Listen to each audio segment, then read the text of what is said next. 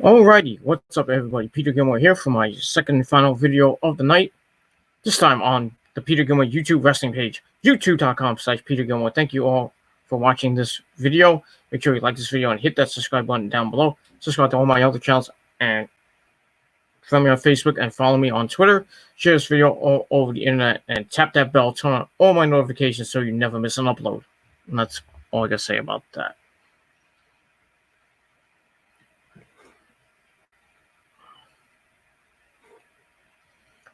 All right, ladies and gentlemen, on this late Thursday night, April the 16th, 2020, check out my tribute to Howard Finkel on the Metal God channel. Link is down below in the description box. And talk about the Fink, his life, my tribute to him. And if you don't like it, well, fuck you. That's all I gotta say about that.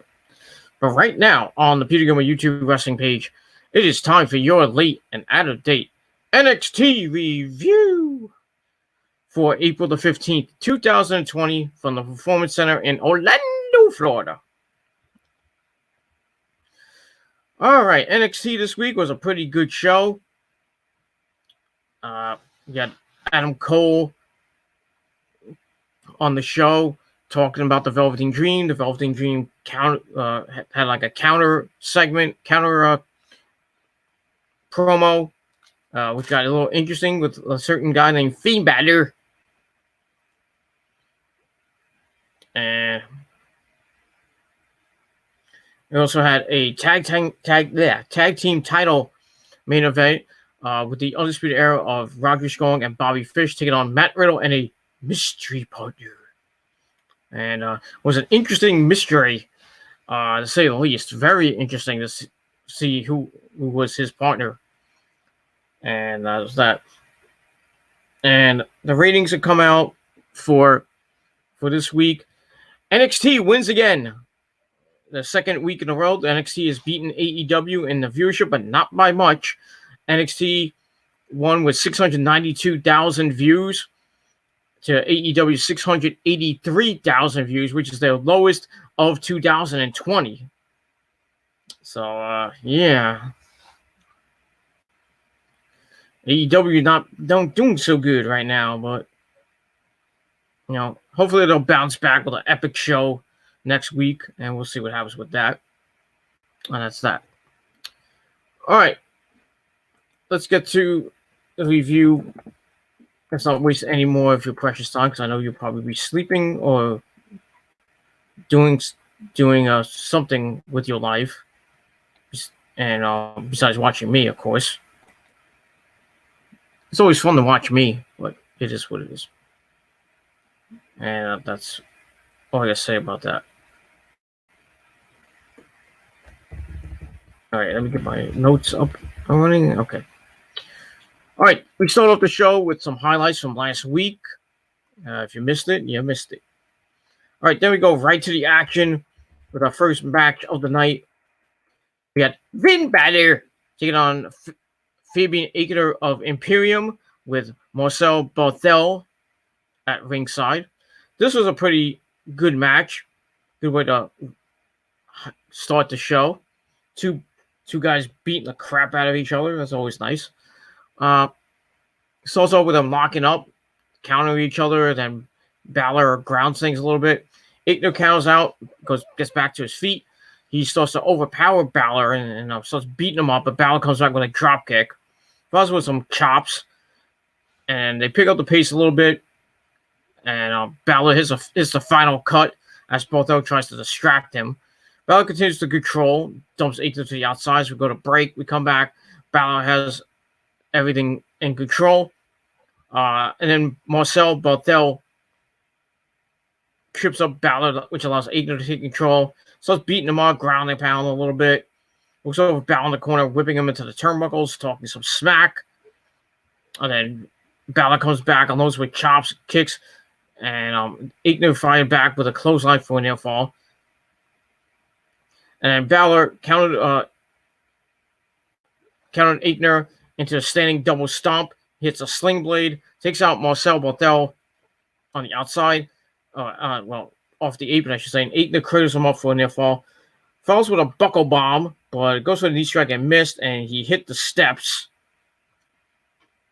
And then Finn Balor hits Sling Blade on Bortel on the outside, and then falls with John Woo into the barricade.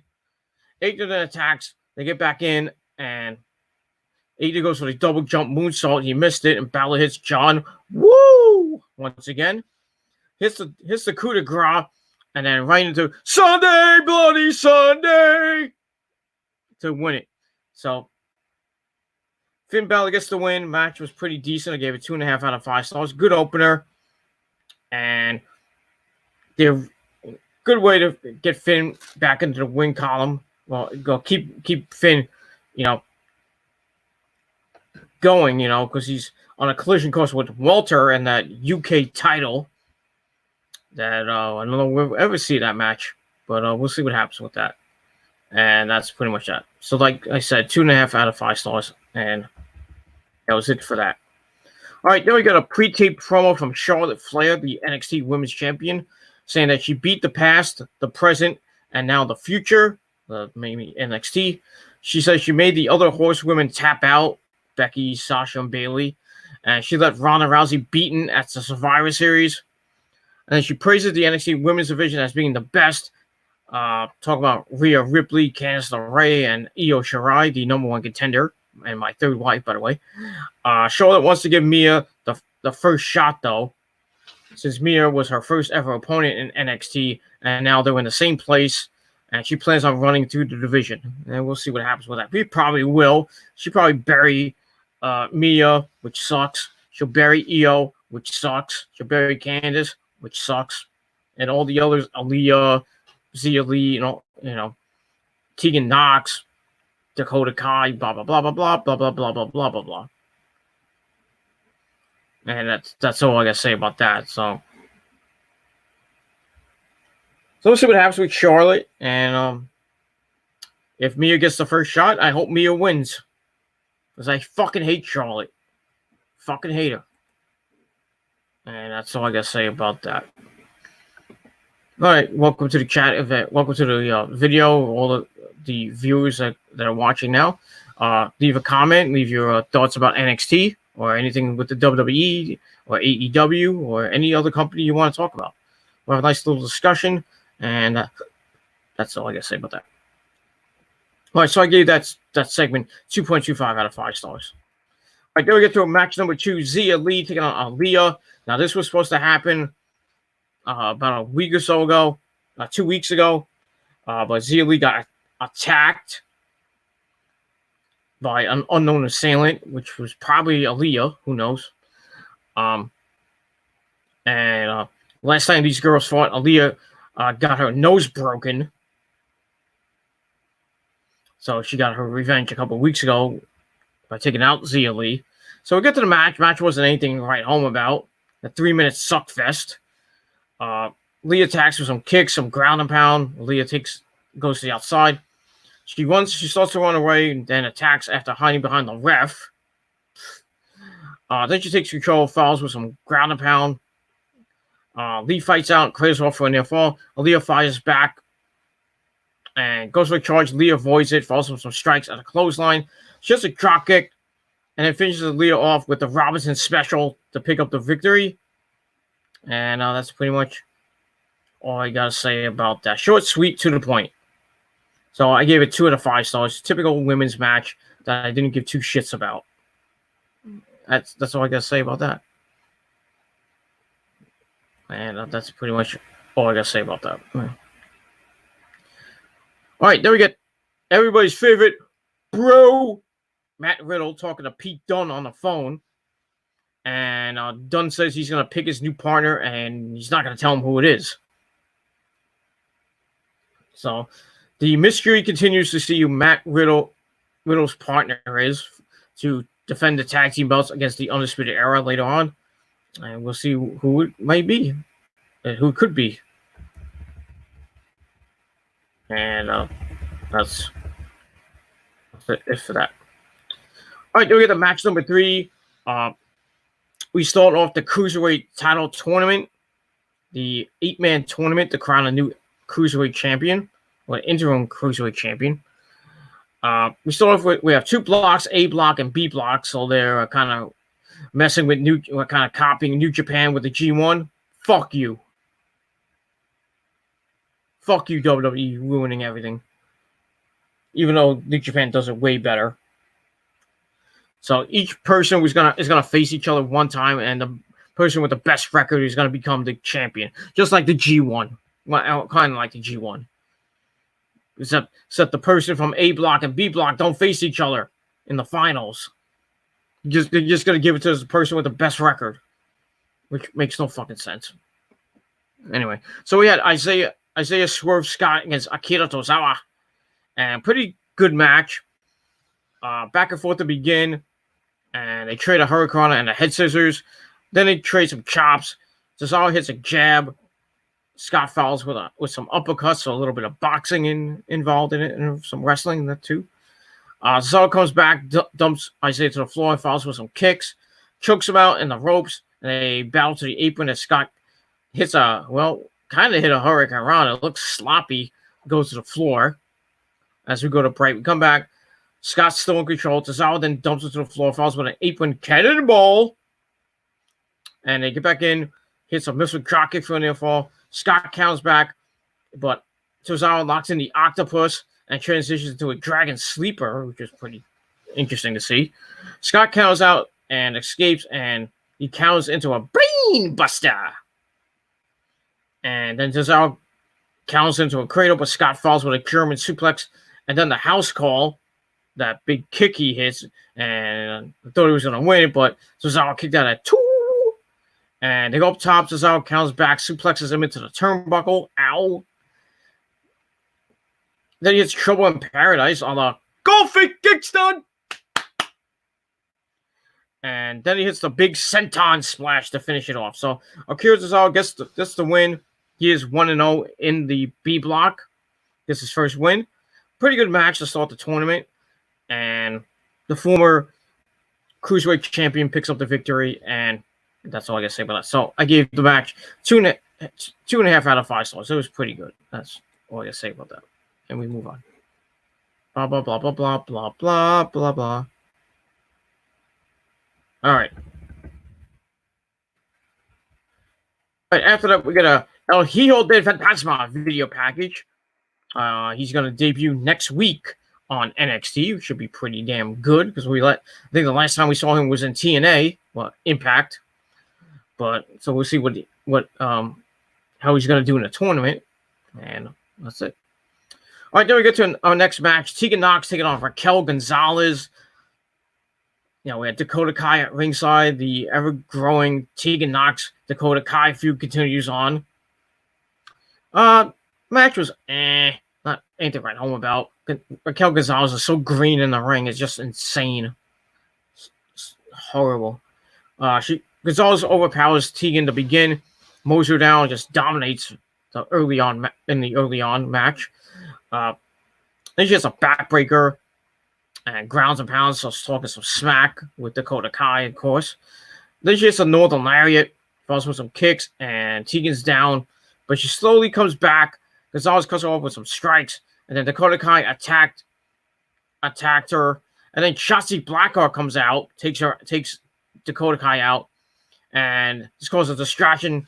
And Tegan Nox cradles Gonzalez with a 1922 schoolgirl for the 1-2-3. So Tegan Nox picks up the victory. Match I gave 2 out of 5 stars. And now that Shotzi and Tegan are kind of a tag team now. They're going to team up next week against Dakota Kai and Raquel Gonzalez. So, yeah, not really looking forward to it, but, the saga continues. And now you add in Shotzi and see what happens with that. And that's all I got to say about that. All right, then we get a video package of the North American champion, Keith Lee, the man who we can all bask in his glory. And with a very great, a great video package talking about his rough journey into wrestling and how his family didn't want him even to be involved in it. So, he defied his You find everybody, you find his family, and look where he is now. Freaking star in NXT, the North American champion. And the sky's the limit for Mr. Keith Lee. That's probably all I'll say about that. I probably think that Keith Lee is going to be the one guy, well, the one guy now that is going, maybe Adam Cole, with Adam Cole. Those two guys are going to be, I can't even say it. Those guys are going to be the stars of WWE in the future because they're not going to fuck around with them. And if they do, I'll be really pissed, especially with Adam Cole. Baby. So, because I think Velveteen Dream, when he gets called up, they'll misuse him somehow. When the Undisputed Era come up, they'll probably get misused. I just hope Adam Cole doesn't get misused and just thrown into proverbial hell. But we get that. So I gave that Keith Lee video package 3 out of 5 stars. It's pretty good. And we'll see what happens with Keith Lee as we move forward. And that's that. Then we get to your squash match of the night, which lasted 1 minute and 45 seconds. We had Dexter Lumis, otherwise known as Sam Shaw, taking on Tahuti Miles, the man who jobs to death, but it is what it is. You know, typical squash match. No offense from Miles. Dexter hits a spine buster. And he hits a side slam right into the Anaconda Vice. And that was all she wrote. So, gave the match 1.5 out of 5 stars. Just another win for Dexter Lumis. And we'll see what happens with him as we move on. And that's that. All right, after that, we got Adam Cole, baby! The NXT World Champion for 1 year plus. You gotta love it. And not face-to-face with the Velveteen Dream this week. We thought it was going to happen. He's chilling at his home in Panama Beach, Florida. And he has a big house. It is what it is. And he starts talking about that nobody deserves a shot at his title, and he's the greatest champion of all time. Stuff like that. And then we get the Velveteen Dream responding to him. He says that it's kind of typical that Cole isn't here to face him, meet him face to face. Excuse me. He says that Cole is the last remaining champion in the Undisputed Era, and that his dream is going to be over real soon. And he continues to talk, but then Finn Balor appears behind Dream, and says that he doesn't know or like him, but when talking about the best NXT champion ever, he needs to be careful because he's the best. Blah blah blah. And he says ignorant comments will get him a date with the prince. So, yeah. So, interesting things happening right now. You know, you got Finn going after maybe 2 belts right now. Mm-hmm. The NXT UK title with Walter, and maybe you could throw him into the NXT World title. But next week, we're going to get Finn Balor and the Velveteen Dream for the first time ever. And I can't wait for that. It's going to be epic. Epic fucking shit. And that's all I gotta say about that. It's gonna be fucking epic. So I gave the segment 2.5 out of 5 stars, and that's all I gotta say about that. So it's gonna be good. Next week should be a stacked show. Then NXT might win next week again. You know, they're on a roll right now. Gonna make it 3 in a row. We'll see. All right. So next week, Jack Gallagher will take on El Hijo then Fantasma. Well, they have still announced Drake Maverick versus Jake Atlas in a Cruiserweight title tournament. I don't know if that's going to actually happen. I don't know what's going to happen if they taped it in advance. I don't know. So I think they'll say that Drake Maverick got injured and he's going to be out for months. You know, the typical thing they do when somebody gets released is like, oh, he's gone. We don't talk about him much. That's that. We have Kushida taking on Tony Nese. We have Dakota Kai and Raquel Gonzalez taking on Shotzi Blackheart and Tegan Nox. And the Velveteen Dream and Finn Balor. So next week is going to be fucking stacked. And I can't wait for it. But, you know, I'm going to still support NXT. But I like AEW better. But it's what it is. All right. Then we get to our main event for the NXT Tag Team titles. We had Bobby Fish and Roderick Strong taking on Matt Riddle and, well, Pete Dunne gets on the Titantron and talks about him not being able to be there, but he found another stallion, another man who wants to break jaws and stuff. So he names Timothy Thatcher. Wow. And if you follow Evolve, Riddle and Thatcher were going to war in Evolve over the Evolve title. They went to war. It was just insane. They're back together again. So Timothy Thatcher makes his debut and becomes a champion. Huh? Kind of got the Gil Kim treatment. Well, she didn't win the Battle Royal or anything, but you know. But he on his first night on the job, he gets the tag team title. That's great. I know. I'm very happy for Timothy, and that's all I gotta say about that. So a little Evolve reunions, that's nice. But match was pretty decent, pretty good. Not great, but good. It's also with Bobby Fish and Matt Riddle. Bobby Fish and Matt Riddle starting off. Bobby Fish starts talking some smack. Riddle takes him down, and Fish runs away. Riddle maintains control as they go to the ropes, and then Riddle falls with an exploder as we go to break. Come back. Timothy Thatcher gets his first taste of action, and grounds and pounds Roddy, attacks the arm, transitions to a bow and arrow, but Roddy makes the ropes, cuts off Thatcher and tags in Bobby Fish. They do some double teams on him, and then Bobby Fish has a senton atomico for a near fall. Thatcher comes back, does some knee strikes, but Bobby Fish cuts him off, tags in Roddy. Thatcher follows with some uppercuts, wicked uppercuts, and tags in Matt Riddle. They double team, and they hit a couple of suplexes to follow, and they take control. They isolate Bobby Fish for a while, picking up some near falls, and then Bobby Fish takes out Thatcher. Roddy cuts off Riddle. And then the challengers work over Riddle on the floor, whip him into the steps. They go back in, keep him grounded. As we see Dexter Lumis watching the match for some odd reason. Maybe he's looking on. At maybe he's going to find a partner. Maybe he should team up with that guy named Killer Cross. Imagine the possibilities. Because one guy's a fucking psycho, and the other guy just stares like a hole in the wall. He's freaking weird. So, and with the added ingredient of Scarlet Bordeaux, that could be very deadly, but probably won't happen. But that's that. And then Roddy hits an angle slam for a near fall as we go to another break. We come back. Bobby Fish is in control of Thatcher. Does some strikes. Matt Riddle, excuse me. Does some strike. Riddle comes back, but Fish grounds and pounds a little bit and falls with a suplex for a near fall. Then some more ground and pound, chokes him out, keeps him grounded. So they isolate Riddle for a while, and Riddle comes back with a Fisherman's Buster, tags in Timothy Thatcher, who goes nuts with some suplexes, some strikes, and uppercuts. They hit an insecurity and an armbar until Roddy made the rope.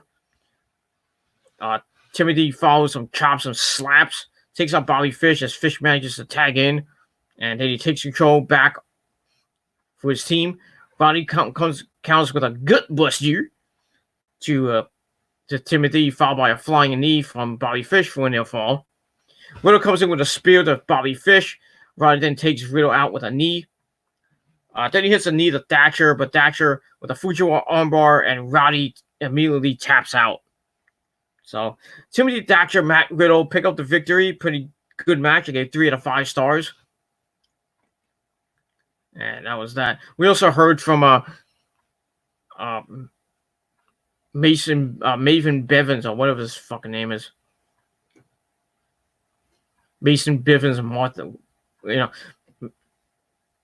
Soapy Hathaway. That's his real name. So we heard from him, and he's talking about his team and talks about Matt Riddle getting a mystery partner, and said that whoever wins is gonna be in line to face them.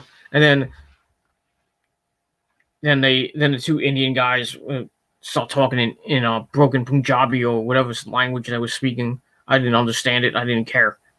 So the segment I didn't give two living bejesuses out of. That's all I got to say about that. So 3 out of 5 stars for the tag title match. Pretty cool to see Timothy Thatcher and Matt Riddle go to war as a tag team. Evolve reunion. So that was pretty nice, and that's probably much out about that. We'll see what happens. All right, and after the match, we get Tommaso Ciampa picking up a camera, and he sits down and says he's done with it. With this, he's done with Johnny Gargano and Candice and everything involved with them. He says we agreed that when it was over, it's over. Whoever wins, wins. And he says Johnny and Candice showed the world. So congratulations to Johnny Gargano. You were the better man. Then out of nowhere, somebody attacks him from behind, grabbing his stomach and just pulling him back. And we hear like the guy, that Ciampa getting the crap beat out of him. And then he just drops to the floor. And then we see a boot, with like a black boot from somebody. And then we see Killer Cross come in and go, tick-tock. So Killer Cross attacks Ciampa. And I guess the boot, who could be with Killer Cross, and that's Scarlett Bordeaux. So the Killer Smoke Show is going to be debuting pretty soon in NXT, and I can't wait. It's going to be exciting. And that's pretty much all I got to say about that. So I gave the aftermath of that 3.5 out of 5 stars. Very well done. And that's all I got to say about that. So we'll see what happens with that as we go into next week's show. So next week should be good with the rest of the Cruiserweight tournament going on. We have Shotzi and Tegan taking on Raquel Gonzalez and Dakota Kai. We also have Finn Balor taking on the Velveteen Dream. Maybe Adam Cole gets involved in that. Who knows? And we'll see what happens with NXT next week on the program from the Performance Center in Orlando, Florida. And that's all I got to say about that. All right, everybody. You get a little abbreviated review of NXT. That's all I got to say about that. So thank you all for watching this video. Check out my Howard Finkel tribute in the description box below. Continue to like this video. Smash that like button to death.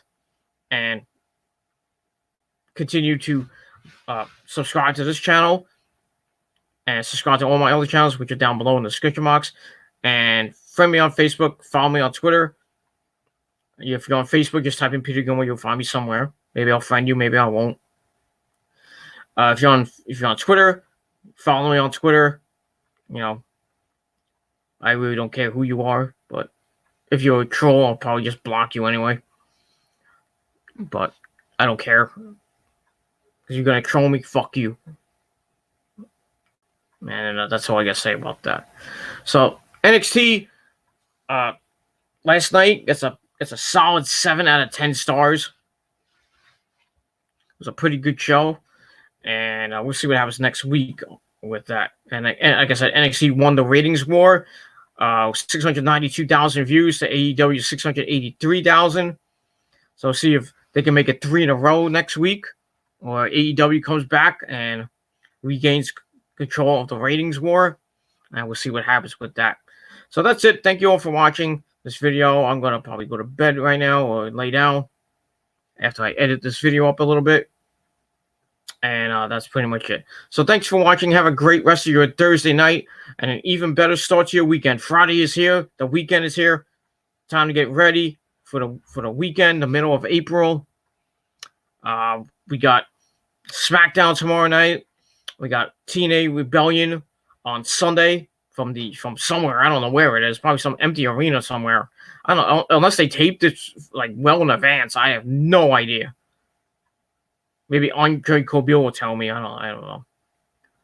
But like I said, I haven't really followed Impact Wrestling that much, but it is what it is. So we got a pay-per-view this weekend, so if you want to watch it, go watch it.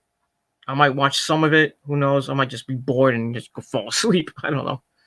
But who knows? But I will review it. I will watch some of it and then review it late Sunday night before I hit the bed. And that's all I gotta say about that. So tomorrow night, SmackDown review. Saturday, Rebellion predictions on TGC 166. And then Sunday, your review of Rebellion. And that's all I got to say about that. So lots of videos coming this weekend and in the next coming weeks. And that's all I got to say about that. So thank you for watching. Peter Grimm was signing off for this Thursday night as it just turned Friday morning, as it's after 12 o'clock. So happy Friday to you if you're watching. And that's it. So I'm out. And if you don't like it, fuck you. I'm out. Peace, bitches.